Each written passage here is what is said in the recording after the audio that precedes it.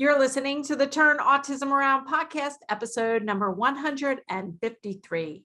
Today, I have Jill Escher on the podcast, and Jill wears many hats in the autism world. She is the president of the National Council on Severe Autism and past president of the Autism Society San Francisco Bay Area. She has 2 children on the spectrum, and she is also a research advocate and has a lot of knowledge about the numbers of the rise in autism, which we talk about, her hypothesis that it might not just be genetics and or environment, but there's a third hypothesis that Jill has been doing research on and presenting with other scientific researchers, presenting some of her theories. We also talk about severe autism and how we really need a bigger seat at the table to help our kids who are turning into adults, like Lucas and her son Johnny. So we talk all about these issues. It's quite fascinating and complex, and hope you love it as much as I did. Let's get to Jill Escher.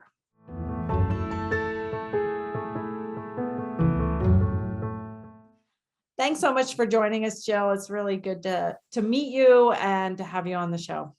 Thanks, Mary. Happy to be here. So we'll start the same way as usual. Describe your fall into the autism world. Well, I was a mother of a young boy who had met all of his milestones, and I got pregnant again and had a baby, a big boy named Jonathan. And we noticed very early on that he was very different from our first child. He didn't babble. He was very irritable, like all the time. He wasn't interested in toys. When he was a little older, he just started spinning things and looking at things that twirled, or little cracks in the pavement or corners of the room. He wouldn't really make eye contact. He wouldn't respond to his name. He did some flapping and jumping. And we brought this to the attention of the pediatrician who, at that time had really not seen many autism cases at all. And he felt there was no problem and that Johnny was a very, very healthy, robust boy who would catch up. And how old was he then? And what? That was like at 12 and 18 months. And then again, around 2 years. But then shortly after 2 years, we're like, doctor, this guy's not babbling. Okay. He's not talking. He's not pointing. He's not playing, nothing. And I had gotten wise by that point to the idea of autism.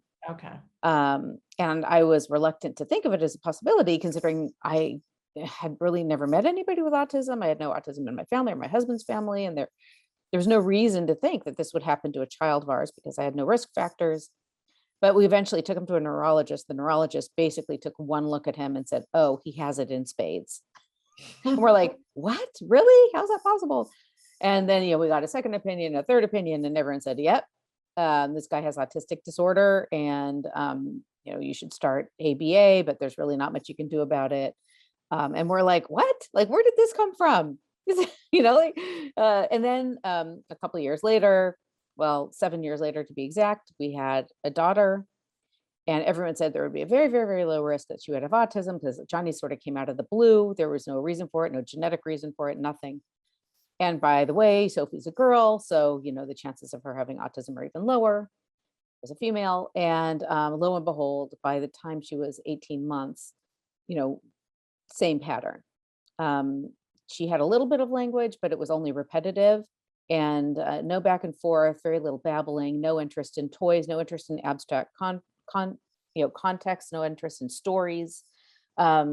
Repetitive play. And we're like, okay, here we go again. So then she was diagnosed again with autistic disorder by multiple clinicians. So that's my fall into it. This is not something I ever expected, had heard of, or sought out. It found me. And today Johnny's 22 and Sophie's 15. And they're Okay. both nonverbal autism to this day. Okay. So, and you are an attorney, so didn't have an education background. You Yeah, I was an attorney. I'm no longer okay. practicing, but yeah, I didn't have a scientific background or an education background. And again, in my life growing up, I had just never encountered autism. No one I knew had it in their families. No, I never saw it. And when I was growing up, it was not something that was really talked about. And so I really didn't know what I was getting into at first. Now I know. Yeah, so we're going to talk more about severe Mhm. autism and your kids a little bit later. But one of the real reasons I wanted to have you on the show is because I listened to a podcast interview you did recently with the Autism Science Foundation podcast, where you talked about your research, your first author on scientific papers. And curious how you went from an attorney to a scientist. I mean, we'll talk about, the autism rates and all that stuff, but like, Mhm. were you just so intrigued by why your kids had autism that you started doing research? Yeah, actually, I want to make it clear. I'm not a scientist. I'm not a researcher, but I'm definitely a research advocate. And I definitely work with people who are scientists. But I Okay. myself, I don't do science. I advocate for science. I talk about science. I try to promote ideas that should be pursued in science. Okay. And I also fund, to a modest extent, some pilot studies. But no, I had no, my husband and I had supported autism research, really from the beginning, because we're like, what happened here? Like, we had no answers at all. Here's a family with zero risk factors. And then all of a sudden, not just one, but two kids with autism, not just autism, but severely disabled by autism. Like, and this is a pattern that we see happening over and over and over and over again across the United States. It's not just our family, right? Right. Um, but nobody had any answers for us. And I thought, well, this is really quite a significant public health question, considering that we see these really exponentially increasing rates of autism, which, by the way, are real and not just an artifact of diagnostics, but we can talk about that. And then it's a very, very long story, and I'm going to put it into a tiny nutshell. But about 9 years ago, through this crazy set of circumstances, I discovered that I myself, when I was a little tiny fetus, so in my mommy's tummy, basically, I had been very, very, very heavily exposed to very powerful synthetic steroid drugs. Now, these were drugs that in the 1960s, I was born in 1965, gestated in 1965. These were drugs that were pretty common several decades ago, given to women who were thought to be at risk for miscarriage. Okay. My mother was thought to be at risk because she had had prior miscarriages. So she went to a doctor who basically injected her week after week after week for 8 months straight with these very powerful synthetic steroid hormones. And in my mind, when I discovered this, because I happened to get my records, which was amazing. Most people have no records of, what they had been exposed to in utero, but I had detailed records. It, of course, raised in my mind, well, did something happen to my eggs? Mm. Right. So I kind of had this instant hypothesis, like, is not only was I affected as a fetus, but were my eggs, which were developing when I was a fetus, Mhm. were those somehow exposed to these drugs, and did that result in some sort of impact on my children's development? So that remains the core of my hypothesis, which is it's not just the in utero exposure to the fetus that matters. It's also the exposures to the parents' gametes that matter. So you have to go back in time, even before the child is conceived, to the parents' basically sperm and egg, their gametes, and the history of their gametes. And that's a weird thing to think about. We don't think about that when we think about what could be causing disability in humans.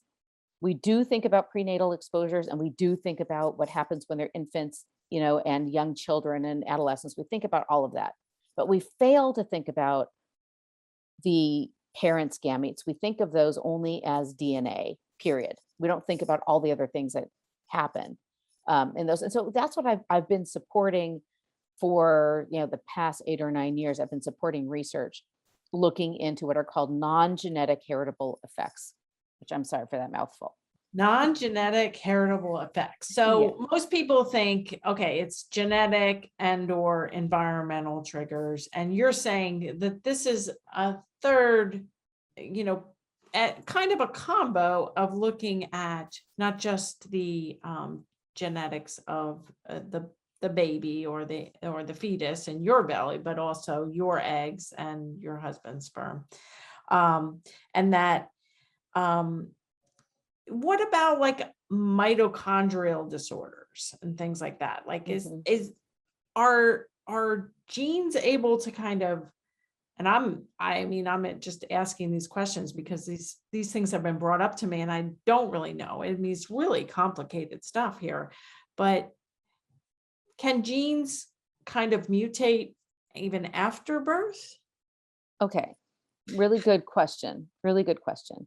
So I'm going to back up a little bit and just say earlier in October, I published an article in the Journal of Autism and Developmental Disorders, which is the leading autism journal.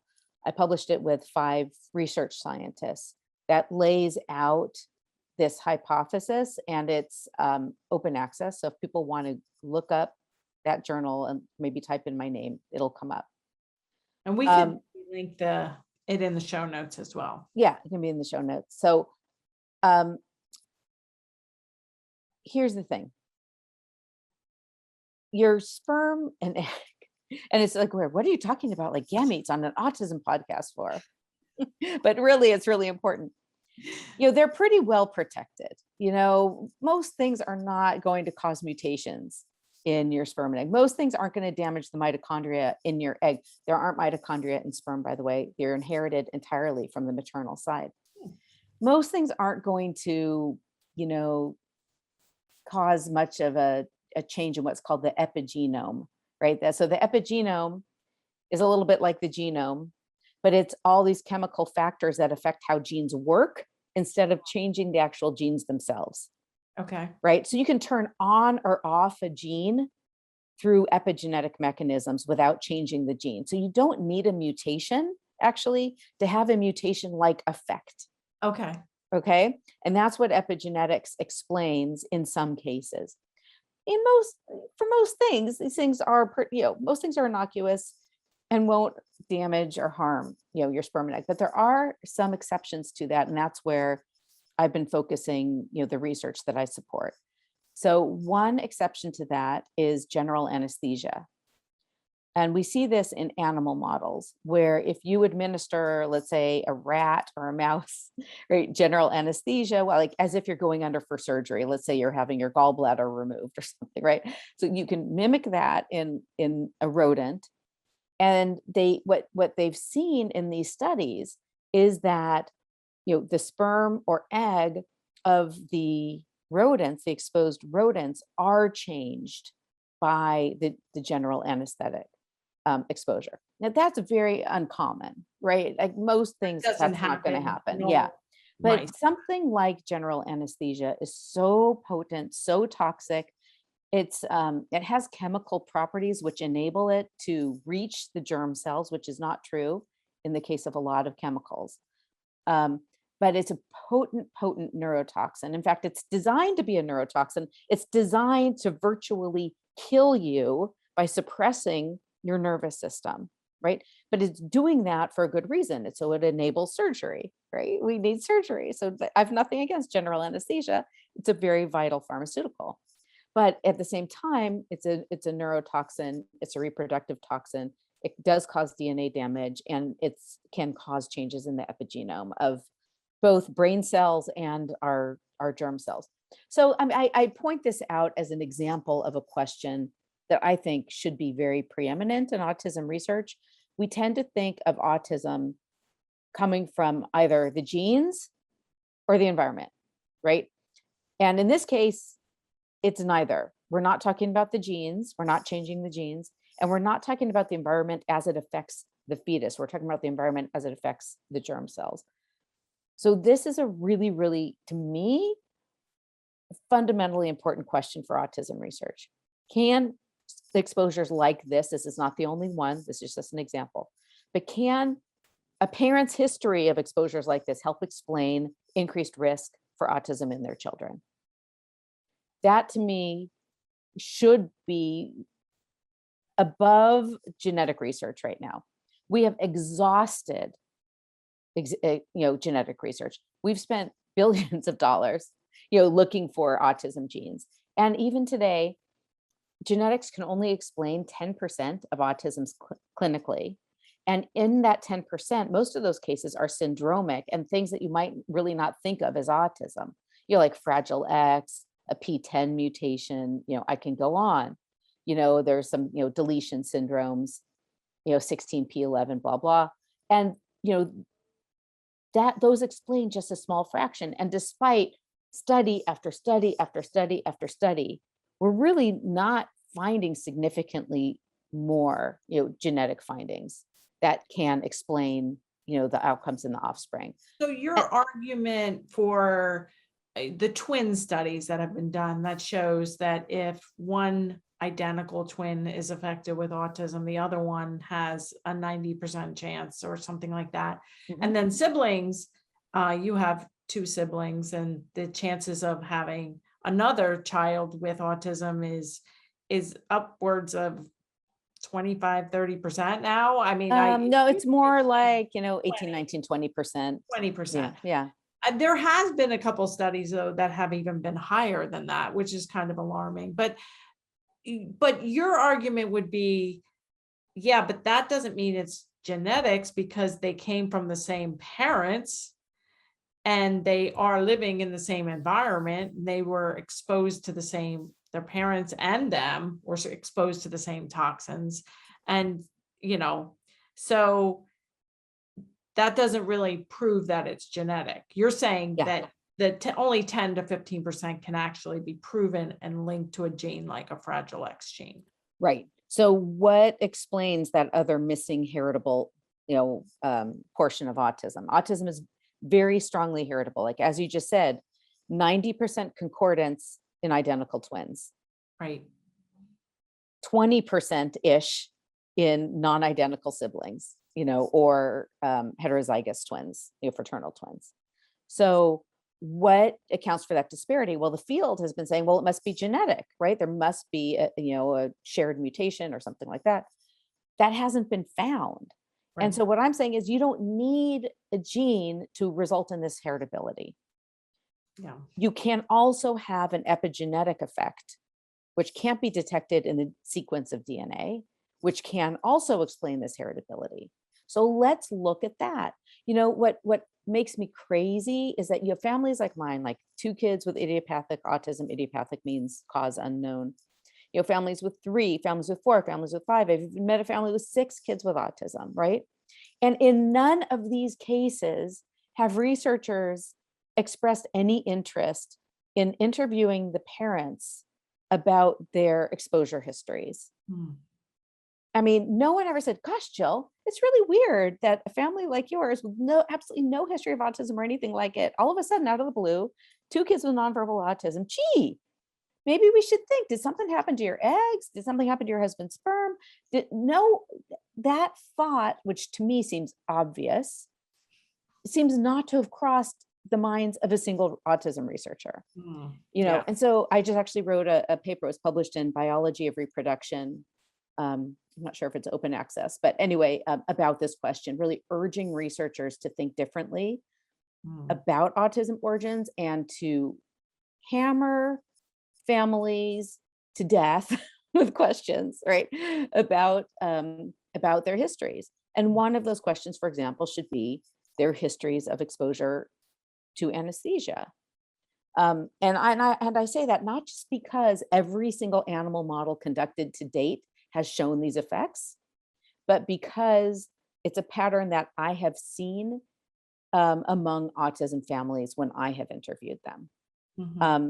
I'm not saying like, oh, it's like the red flag. It's nothing like that. I think that there are probably lots of things going on. I'm not at all putting all my eggs in this basket, but Mhm. it's a pattern that I've seen enough that it has definitely raised an important question in my brain. Mhm. Um, so yeah, like I'll just a quick example. I seem to notice that when like a mother has had like in her childhood, um, let's say a burst appendix, right? And she had to undergo 8 or 9 hours of surgery, like in youth or adolescence, as a result of that burst appendix. I have seen what seems to be a higher risk for autism in her offspring. Well, why would that be? Well, maybe it's the anesthesia, maybe it's the fact there was inflammation, maybe it's the fact that her abdomen was open for 8 or 9 hours, and maybe it's a combination of these things. We don't really know. Um, but I'm a hypothesis hunter. I can't answer that question. I can't say, oh yes, it was that exposure that led to higher risk for autism in her children. I can't say that. But what I can say is that this is an important hypothesis among others. And so really that's what I do. And it kind of makes me crazy when people say, oh, autism is genetic. They've seen that in like multiple studies. And I'm like, no, the studies do not show, the studies emphatically show that autism is not genetic, except in the small percentage of cases, but that it's highly heritable. So let's look for another source for that heritability that's not genetic sequence. Yeah. That's my argument. Frankly, the researchers I work with are very enthusiastic about this, and they think that it's really like, the important path forward. But when you talk to kind of the diehard autism geneticists, this is so off their radar. Mhm. They aren't thinking about this at all. Yeah, and it just never made sense to me if it was truly just genetic without environment or environmental triggers. It just doesn't make sense. Like, how could you have the staggering rise of autism without even a generation going by? So let's talk about the staggering increase, which you are, like I am, saying that there has been a staggering increase in the diagnosis of autism. And is that, and that's controversial. It seems like everything in the autism world is controversial, but, you know, is that, when did that start? When did the increase start from your perspective? I know you sent me an article from about the California system, and we can link that in the show notes, but when did the increase start? And is it real? Yeah. Okay. So it's become extremely common in the media, even among autism researchers, to say that, these 2 or 3% rates of autism that we're now seeing in our children um, is just an artifact of greater awareness, better diagnostics, broadening diagnostics, shifts in how we considered ID, intellectual disability, now considering it autism. They'll throw in all these factors, right? And they'll say, well, that explains the increase in autism. It's not a true increase in biological, disability, right, in our children. Okay, I want to say emphatically that is complete BS. And it's obvious to anybody who takes the time to look at the data that there has been, and as you said, a staggering increase in autism between, like, let's just say the 1970s to today.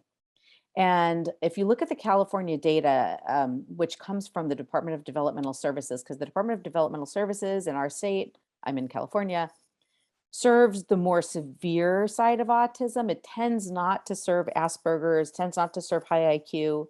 It tends to focus on those people who really need support for their whole lives. If you look at the DDS data, and in fact, I want to say that in 2003, the criteria for entry into the DDS system became more stringent. It didn't become broader. It became narrow. You had to be more disabled after 2003 to get into the system. So we have had, by definition, the opposite trend. But nevertheless, the numbers have continued to increase in an almost exponential fashion. So how do we know this? In the 1980s, there were early 1980s, there were about 3,000 cases of autism in the entire state of California, right? How many do you think there are today, Mary? I'm bad with numbers. Let's do, oh, I don't even want to guess because it's probably like so silly. Just tell us how many people. Okay, about 140,000. Okay, I was going to guess 300,000. So I would Okay, have been way off. But yeah. Well, I'm we'll not get good there with numbers soon. like that. At this rate, we'll get to 300,000 soon. So what the DDS data shows us is that year after year, there's been about an 11% increase in autism births every year. From a caseload perspective, we've gone from 3,000 in the early 80s to 140,000 today. In terms of prevalence, we went from a tiny, tiny fraction of the California population up to, where we are now, 1.4% of all kids, or 1.5, I think we're headed there. If you look at our educational data, it's at least about 1.92% of all California children have an educationally defined autism, which is broader than the DDS autism. And then if you look at, other countries and even like the recent reports from New Jersey, we're seeing autism rates in the 3 to 5% range of all children, 3 to 5%. Now, people say, oh, we're just noticing it better, blah, blah, blah. Okay, there is actually not a single study out there, and I want to emphasize this, not a single study out there that shows that these numbers are an artifact of expanding diagnostics or shifting diagnostics, not one. And the studies that have looked at those diagnostic effects have found that they only account for a portion of the increase. So in California, for example, some researchers at Mind Institute looked at this phenomenon and they're like, no, maybe it might explain like 30%, but it certainly doesn't explain, this other portion of the increase. Even like studies from Denmark have looked at it and said, well, we have this increase in autism, but, maybe only like, 40%, maybe half of it can be explained by diagnostic factors, not the other percent. And these are, by the way, I should say, usually these studies look within a very compressed time frame.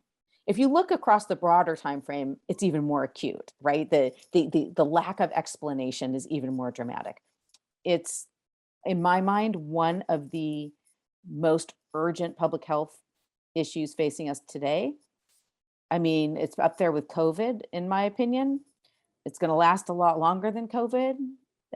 It may be more expensive than COVID. It will be more devastating than COVID in terms of the fact that it's affecting children from their birth and not just something, that kills them later in life.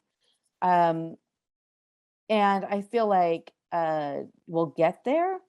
But right now we're sort of in this place, this little hole of denial and confusion.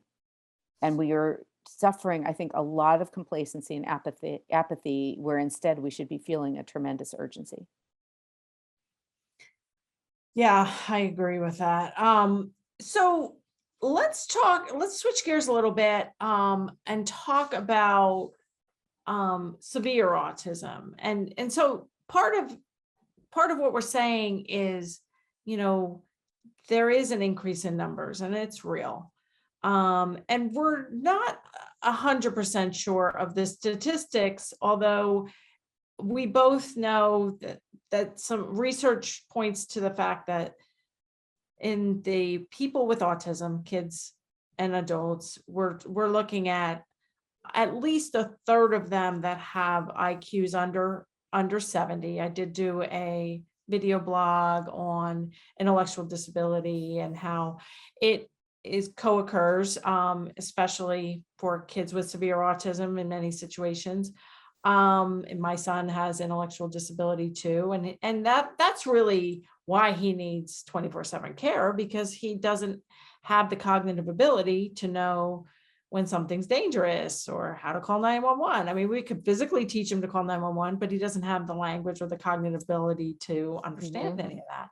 So you were a co-founder of the National Council on Severe Autism, and I've been following that. That started a couple of years ago. Yes, we launched in January 2019. Okay, so it was pretty recent, and it's you're the president, and um you have two kids with severe autism, and so like you have strong opinions on this increase, especially the increase in terms of not the, people who can read and write and self-advocate, but like our kids who need Right. 24/7 care and being lumped together with people like Elon Musk. Like, Right. how can everybody have this diagnosis and yet we feel like we have to just keep screaming about the need for more services and better services around the country and the world. So let's talk about severe autism. Like, what is severe autism? Right. So severe autism is not a technical term, like it's not defined in the DSM or elsewhere, but it's a term that people have been using, for years and years to distinguish those who have, cognitive and functional deficits, very significant cognitive and functional deficits, differentiating them from the people for whom autism manifests more as a social and sensory disorder, but who are kind of functionally and cognitively intact. But for us at NCSA, we use the term to basically say, if somebody has very significant cognitive functional impairments, requires continuous or near continuous supervision, they are often nonverbal or have very limited verbal abilities, or if they have verbal abilities, they're not used in a kind of normal conversational way. They might be scripted or repetitive. They obviously have intellectual impairment, and in a large subset, they have challenging behaviors such as aggression, self-injury, property destruction, loud disruptive vocalization that would interfere with their safety and well-being. So that's a kind of a mouthful for our, our population. They're not at all like Elon Musk. I mean, it's absurd to put, someone like Elon Musk in the category of someone like my son and your son. That's the height of preposterous lunacy. If you were to award like the most absurd medical idea of the century award, like it would go to something like that. But nevertheless, like here we are where people are like, oh, Elon Musk has some social anxiety, therefore he must be like like Jonathan Escher. Like, no reasonable person would put them in the same category. Like no reasonable person would put, schizophrenia in the same category as like minor depression, right? No reasonable, like there's some overlap in symptoms. There's a tiny, tiny bit of overlap in symptoms, but their Mhm. differences so greatly outweigh what little they have in common. You would never put them in the same diagnostic category. But Mhm. nevertheless, this is exactly the same nonsense, that we're seeing in autism today. The fact of the matter is that autism has exploded across all levels. It's exploded from the severe category, it's exploded in the moderate category, it's exploded in the mild category. And this has all happened in the last 40 years. It really started, you can see in the California data very clearly that the births of this population really began to surge in like the early to mid 1980s. That's the inflection point. Okay. So, it's been about 40 years in this autism boom. We didn't detect it until the 90s. Like they saw a little bit in the 80s, and then they began to like really see it by the mid 90s. People were flipping out, going like, oh my God, what is happening in my school district? Oh my God, what is happening in the California developmental services system? Why are the numbers surging? Everyone saw it, right? Mhm. And now the numbers are many, many, many times what they were in the 90s. So severe autism, all of the autisms have grown. And we have not really diagnostically caught up to where we need to be to really figure out the relatively not, well, they're not homogenous, but the subgroups that share sufficient characteristics that it's meaningful clinically. It's Mhm. been very difficult for the field to catch up to that. It still sees autism as this social communication disorder, Mhm. which in most cases it's really not. We're talking about something that's much more than a social communication disorder, much, much more than that. So NCSA published a position paper about 2 weeks ago calling for basically the splitting up of the spectrum and having, at a minimum, categorical recognition for severe autism in the DSM. Now, Okay. other things too, we don't pretend to speak for the whole spectrum, but clearly somebody like Johnny deserves a diagnosis that has nothing to do with Elon Musk. It does Johnny no good as a patient, right? To be equated to somebody who, let's say, went to Harvard and is a lawyer and can work full time and get married and have kids. What's the clinical benefit? The Right. DSM, the purpose of the DSM is to provide clinical benefit. It's not there to be a political treatise, right? And the DSM is the diagnostic manual for, It's American Psychiatric Association. yeah. So, and they published the Diagnostic and Statistical Manual. It's in the 5th edition now. Right. And really what happened, I think, because when Lucas was diagnosed, it was the DSM-4 Mhm. version. Yeah. And that had autistic disorder being severe. It also had Asperger's and PDD-NOS and Rett syndrome and CDD. the childhood Mhm. dissociative disorder. And when we went from DSM-4 in, I think it was 2013, to DSM-5, that's when they got rid of Asperger's, got rid of PDD-NOS, which was mild and in higher functioning levels, and collapsed everything into autism spectrum disorder level 1, 2, and 3. And I think I did a video blog on that. We can link to in the show notes if you're, new to this topic, because we're touching on a lot of stuff here. First the Mhm. genetics, and now the increase, and now all these diagnostic categories. But I think when it changed to DSM-5, and that at the same time in 2013, Twitter, Facebook, everything was going nuts, Mhm. or starting. I'm not sure, exactly what year all that took off, but I think the people who are conversational and can self-advocate, you know, um, they started advocating for themselves, as they should. But then again, that's what the media portrays. That's what the politicians want to go with. You know, the whole neurodiversity movement is actually, saying that our kids, maybe don't need the care that they need, or we shouldn't have places for them to go into pre-vocational programs, or otherwise known as sheltered workshops, or we shouldn't have residential placements. And it Mhm. just, Yeah, I think, honestly, I think there's been an all-out assault on the severe autism community. And I say that reluctantly because I don't want to say that. I don't want to create division, more assault. but it has been like an all-out political assault on the severe autism community by disability rights advocates that have a very rosy view of what autism is.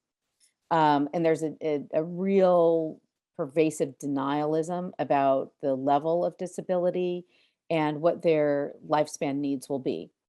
And one example you just mentioned was sheltered workshops. This is not the only example, but the disability rights crusaders have very successfully, been limiting access to non-competitive employment for people with severe disabilities.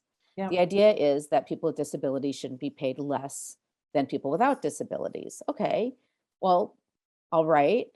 I'm all for somebody getting a competitive integrated job if they can. I'm all for supports for that person. But the fact of the matter is, anybody with two eyes can see that that is not possible for probably the majority of people with autism. I mean, the data really shows that people with autism have incredibly low rates of employment.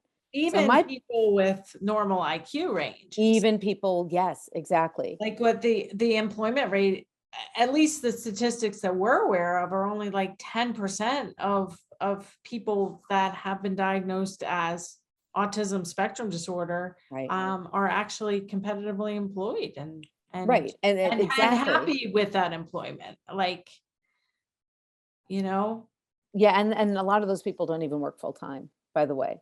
So yeah, it's really minuscule. We have horrifically bad employment rates. And so the, the people who are sort of the um, starry-eyed, ideologues are like, well, we just need to find more employment opportunities for these people. We need more acceptance and understanding. And I'm like, no, that's not actually going to get you very far with the vast majority of the population, because the vast majority of population inherently lacks the ability to do this work, right?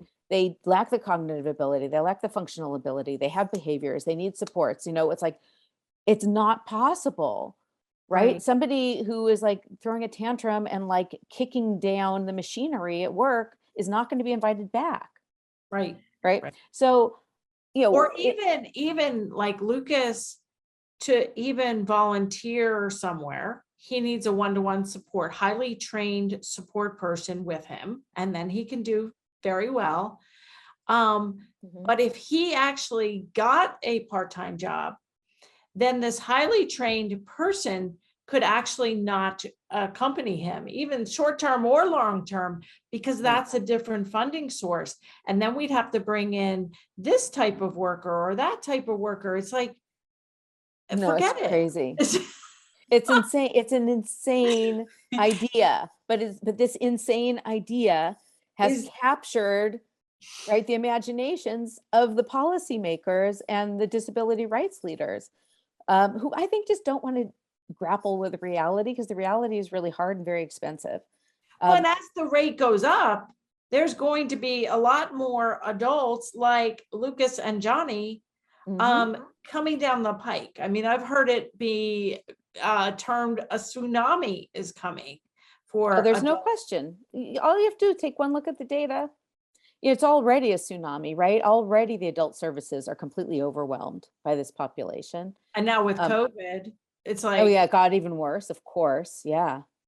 yeah. So what can we do to move forward in some small steps to Yeah. make this better for Well, kids coming down the pike and that are gonna be adults with severe autism? Like, what can we do?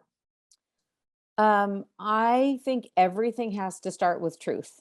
We have to be as honest as possible, just um, kind of, glossing over, painting over reality as we see all the time, happening in the media, happening in the neurodiversity community, doesn't help our population at all. All it does is further marginalize them and make them more invisible and make their needs less urgent. Um, I, for one, am entirely about honesty and truth and facts. And we have to get those facts out there as clearly as we can. Um, I think that the data on the increase in autism has been really kind of swept under the rug.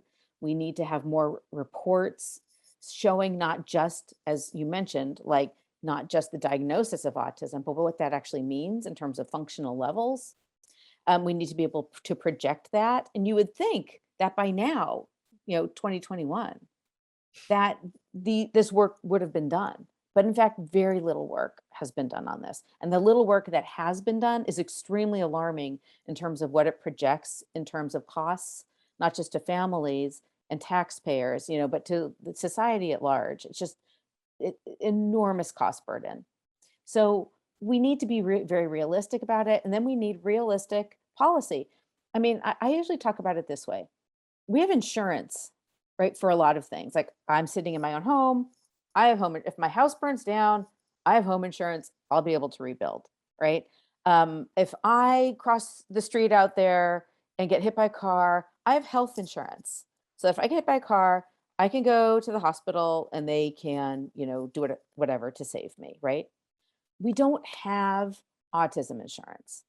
I mean, we have autism. People think of autism insurance in terms of access to ABA, and that's fine. That's just one kind of small thing. But we don't have a national system for thinking about how do we spread the risk for the lifelong care for adults with developmental disabilities, especially autism, which is, I'm sorry, the most severe of all of the developmental disabilities. We don't think that way because we hadn't had this problem in the past, right? Mm-hmm. This is a new problem. This is an unprecedented problem, an unprecedented population. And we aren't really thinking realistically about how we're going to do that. Instead, we're sort of,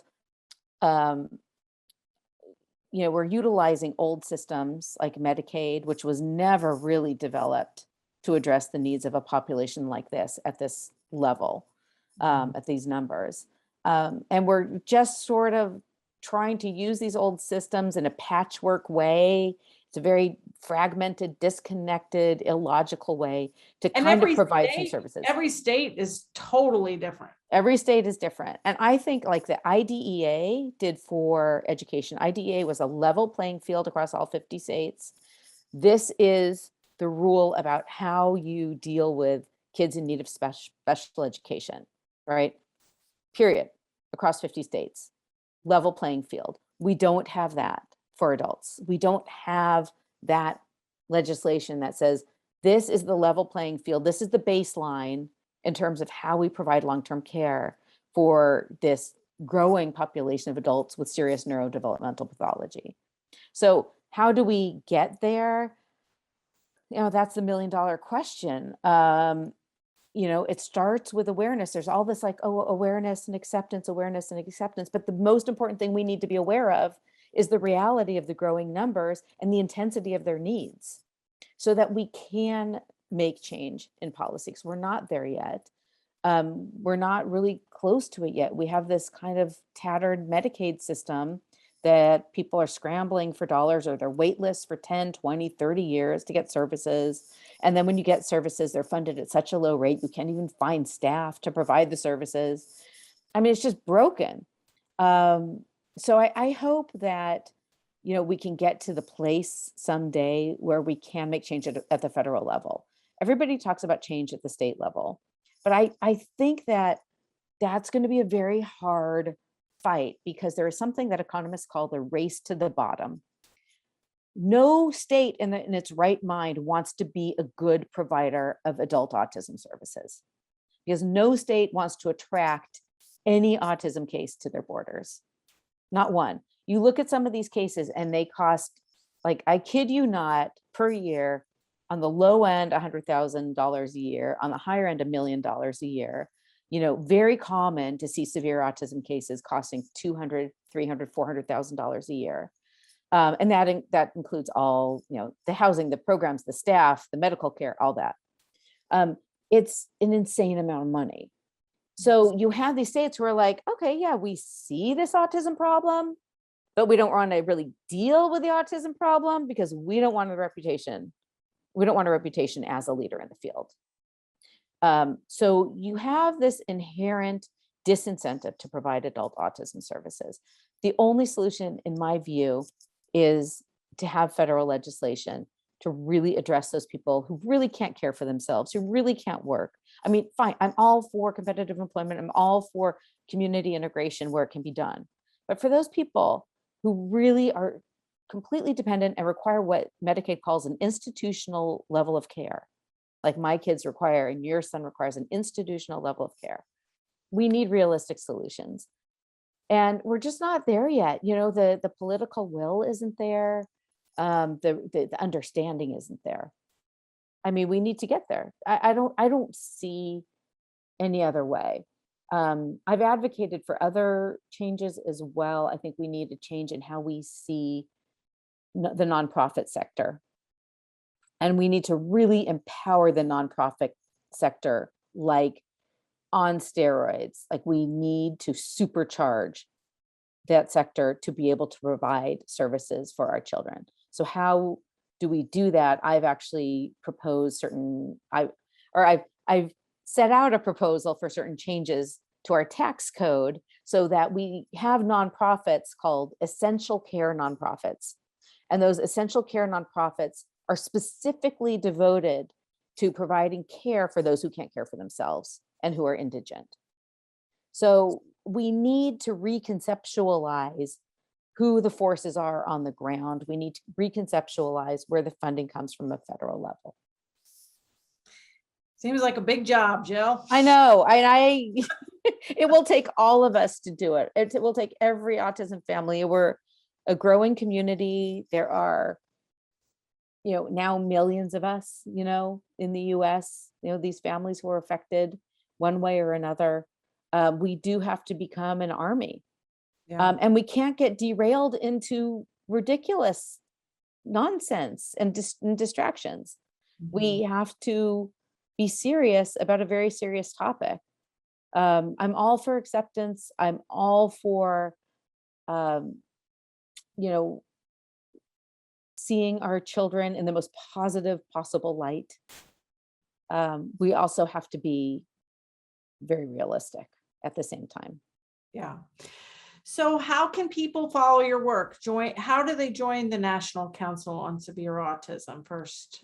Yeah, if you go to ncsautism.org, the homepage, the top of the homepage has a sign up form. Just put in your name and your email and click send, and you're signed up for our newsletter. We aren't really a membership organization. We don't ask people to pay things. One thing I hate is asking autism parents to pay for anything because I know that financially most of them are already suffering enough. Yeah. So we don't charge anything.